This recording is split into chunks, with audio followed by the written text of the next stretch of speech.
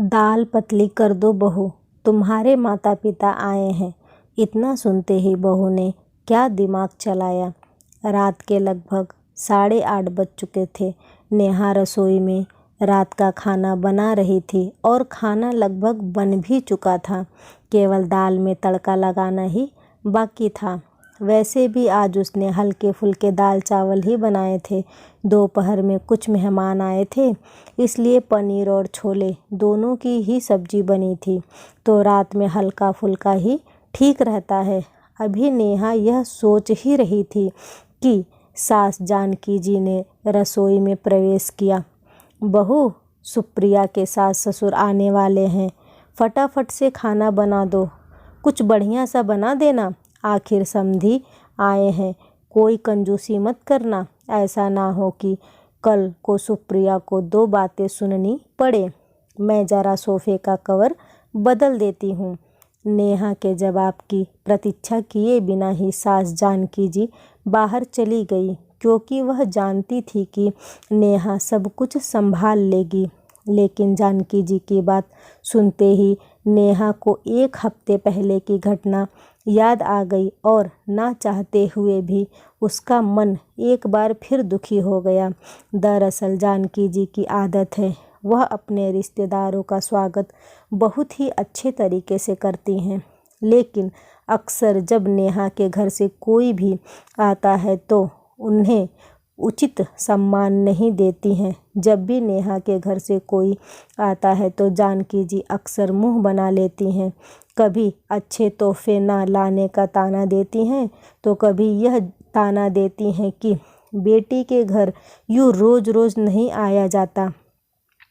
कभी बची हुई मिठाई उनके आगे रख देती हैं, तो कभी कोई और ऐसी बात जो नेहा को दुखी कर देती है। लेकिन पिछली बार तो हद ही हो गई, जब नेहा के माता पिता अचानक बिना किसी पूर्व सूचना के आए तो जानकी जी ने दोबारा खाना ना बनवाकर दाल को पानी डालकर पतला करने का आदेश दे दिया और दोपहर की पड़ी हुई सब्जियों में छौंक लगाकर गर्म करने को कह दिया।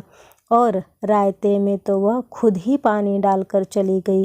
केवल खाने पीने में ही नहीं, अक्सर वह अपनी बातों से यह बता देती हैं कि नेहा के मायके वालों में से किसी का भी आना उन्हें पसंद नहीं है। वहीं दूसरी तरफ अगर उनकी बेटी के ससुराल से कोई आता है तो 56 तरीके के व्यंजन बनाए जाते हैं, उन्हें पूरा सम्मान दिया जाता है। आज भी जब उन्हें पता चला कि उनकी बेटी के सास ससुर आने वाले हैं तो उन्होंने नेहा को बढ़िया खाना बनाने का हुक्म दे डाला। हालांकि बाकी हर तरीके से जानकी जी का व्यवहार नेहा के प्रति बहुत अच्छा रहता है, लेकिन ना जाने क्यों जब भी बात नेहा के मायके की आती है तो उनका व्यवहार बदल जाता है। बस यही सब सोचकर आज नेहा की आंखें भर आई। कहते हैं कि किसी के सब्र का इम्तिहान नहीं लेना चाहिए, लेकिन शायद जानकी जी यह बात समझ नहीं पा रही थी, इसलिए बार बार नेहा के मायके वालों को अपमानित करके वह नेहा को दुखी कर रही थी। लेकिन आज ना जाने कहां से नेहा में भी हिम्मत आ गई। अपने आंसू पोंछकर वह हॉल में आ गई और सोफे के कवर बदलती हुई जानकी जी से बोली, मम्मी जी, दीदी के सास ससुर कब तक आएंगे, क्योंकि खाना तो लगभग बन ही चुका है। अरे, अभी तो तुझे बोलकर आई हूँ, इतना जल्दी खाना कैसे बन गया। मम्मी जी, वह क्या है ना, दाल चावल तो बन ही गए हैं, दाल में पानी डालकर उसे पतला कर देती हूँ, रायते में भी पानी डाल देती हूँ और दोपहर वाली जो पनीर और छोले की सब्जी बची हुई है उसे भी थोड़ा सा फ्राई करके तड़का लगा दूंगी।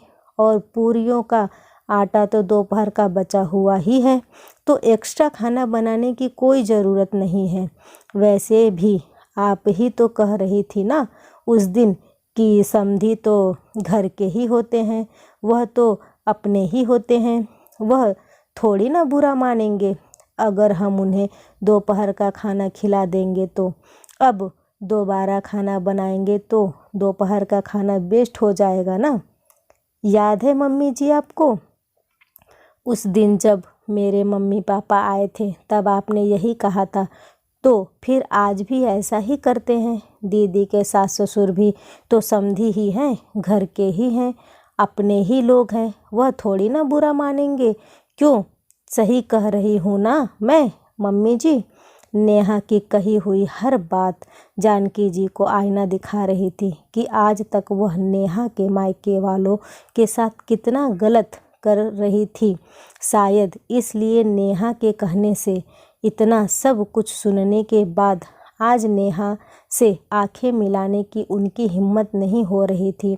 लेकिन फिर भी गलती का एहसास होने पर गलती को स्वीकार ना करना यह जानकी जी की फितरत नहीं थी। इसलिए कुछ ही मिनटों बाद उन्होंने चुप्पी तोड़ते हुए नेहा से कहा, बेटा, सबसे पहले तो आज तक जो गलत व्यवहार मैं तुम्हारे मायके वालों के साथ करती आई हूँ उसके लिए मुझे माफ़ कर दे। और दूसरी बात, मैं तुमसे वादा करती हूँ कि जिस तरीके का व्यवहार सुप्रिया के ससुराल वालों के साथ मैं करती हूँ, जिस तरह उन्हें मान सम्मान देती हूँ, वही मान सम्मान और वही अपनापन अब से तुम्हारे मायके वाले को भी दूंगी। देर से ही सही, लेकिन मुझ पर गुस्सा करके मुझे 2 बातें सुनाकर सही राह दिखाने के लिए थैंक यू बेटा। सीख।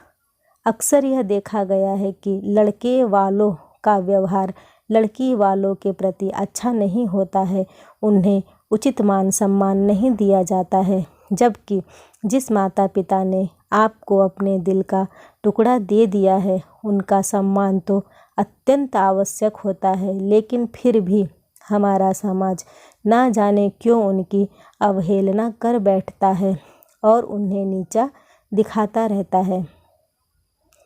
आपकी क्या राय है इस बारे में? मुझे कमेंट करके ज़रूर बताइएगा। वीडियो को लाइक और शेयर करना न भूलें। चैनल पे पहली बार आए हैं तो इसे सब्सक्राइब ज़रूर करें। वीडियो देखने के लिए आपका बहुत बहुत धन्यवाद।